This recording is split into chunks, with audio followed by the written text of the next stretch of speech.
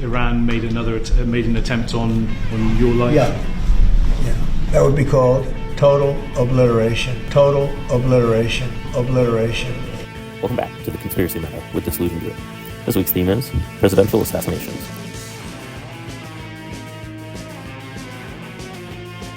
Starting off the week with the boring stuff, plane crashes. A plane crashed into a helicopter and the AI algorithm made sure everyone online knew.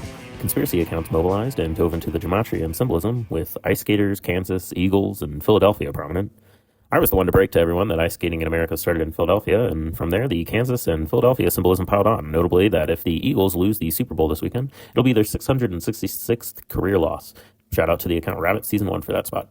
Speaking of Super Bowl shenanigans, last year Biden fixed the Super Bowl, but this year Trump is up to something fishy as well, becoming the first sitting president to allegedly attend the Super Bowl. My sources in New Orleans have told me the place is starting to look like a police state. And considering the New Year started with a bang in New Orleans and a terrorist cell that disappeared into the background noise of the news coverage, I'm sure these feds are doing a great job of sweeping the area for safety. On the note of Trump and potential dangers, however, Trump has teased once again that Iran is out for blood with him. Minutes before declaring he'll help Bibi eradicate the Gaza Strip, Trump said Iran was once again taking out contracts on his head, threatening them with, quote, total obliteration should he fall. Note the prominent Abraham Lincoln in the background. Abraham Lincoln was the first assassinated president to beat you over the head with it. I'm not the only one playing whack-a-mole, however, as Trump also laid out his fair share of wallops this week, living up to his tariff threats. For about 3 hours there, yoga girls were worried about the ballooning cost of their berry smoothies, but whatever happened on their phone calls with Trump, both Trudeau and Sheinberg put the kibosh on the tariff wars for now. To take a moment to review civics and economics, tariffs work for about 6 months, before everyone around the world starts raising their cost of doing business too. Then, before you know it, you have a global trade freeze and the 1929 stock crash all over again. And we all remember who stepped on the scene after 1929, right? If you want to peek into the future, after Herbert Hoover's tariff war, Franklin D. Roosevelt created the largest social work/government-controlled employment program in American history, the New Deal. That's if you're not counting Biden's Green New Deal, where $42 billion was allocated for rural internet access and not a single citizen was assisted yet. Speaking of Biden, he's headed for the silver screen, with, I assume, an impending biography deal written by AI, after signing with Hollywood giant and DC-friendly Creative Artists Agency. Maybe he's planning on working with Putin, who, along with the Russian State Duma, penned up a fantasy plot where Dark Brandon, is responsible for all the Trump assassination attempts. But since we can't get away from the topic of assassination, that brings us to the meat of matter this week.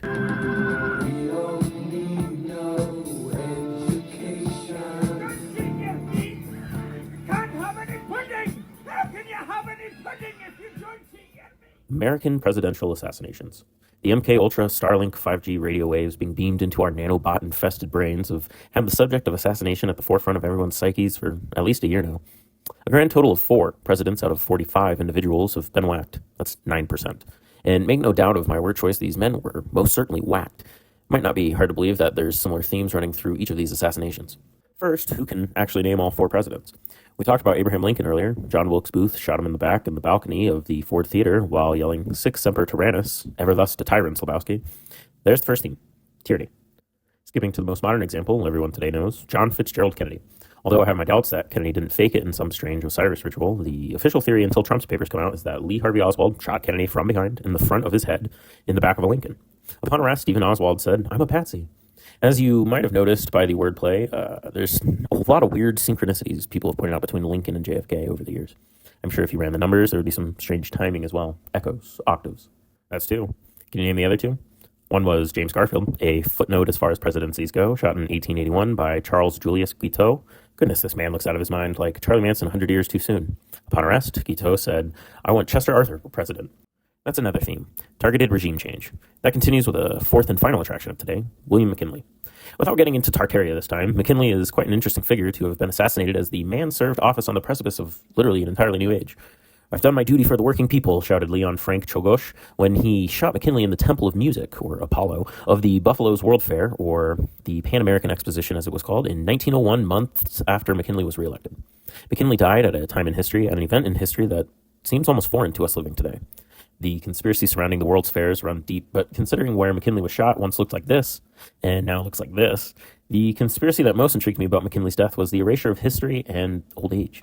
Believe what you want about ancient advanced civilizations and magical pre-modern machinery, but if there's one thing for certain, the world pre-1901 was almost unrecognizable to the psyche of today. While we are told on the whole people were dumber, died younger, and were rampantly abused by aristocrats, and while I don't doubt this to be true, the second half of the 19th century leading up to the First World War was perhaps the most industrious and innovative time in world history. Not only were most humans alive back then completely self-sufficient in ways we take for granted and have forgotten almost completely today, there was a model for how to innovate back then. What I mean is every invention was grand and new and worthy of being shown off at a Pan-American Expo when no one had bothered to dream and invent the thing before. Today, most of our modern inventions are just the equivalent of movie remakes, a slight improvement or better efficiency on an already existing technology. Of course, AI will be changing this soon. How does this relate to presidential assassinations, Druid? In every case, but most interestingly in McKinley's, I think the world stood on the precipice of change, and change it did. Every vice president who inherited the throne of what would one day be called the leader of the free world, through a baptism of blood, served as an agent of radical change or alteration from a dreamed path for America, with the dashed hopes and dreams projected upon the cold bodies of our elected officials. Johnson tidied up the Civil War and paved the path for Reconstruction, which I think we can all imagine Lincoln might have done differently. Chester Arthur positioned America for its first real stance as imperialist, modernizing and expanding the U.S. Navy to become a steel fleet in an industrial world. Other Johnson, there's another Lincoln-JFK coincidence, led America through one of its most culturally divisive times while also setting up the modern social welfare state. And guess who was McKinley's VP? Teddy Roosevelt was a lot of things, but a folk hero with Americans' interests in mind wasn't one of them.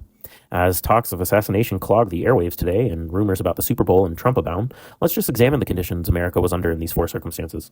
Political unrest, fear of tyrants and government overreach, three named nobodies with addled minds and strange connections to suspicious characters, shouting support for political enemies or down with tyrants and dark regimes.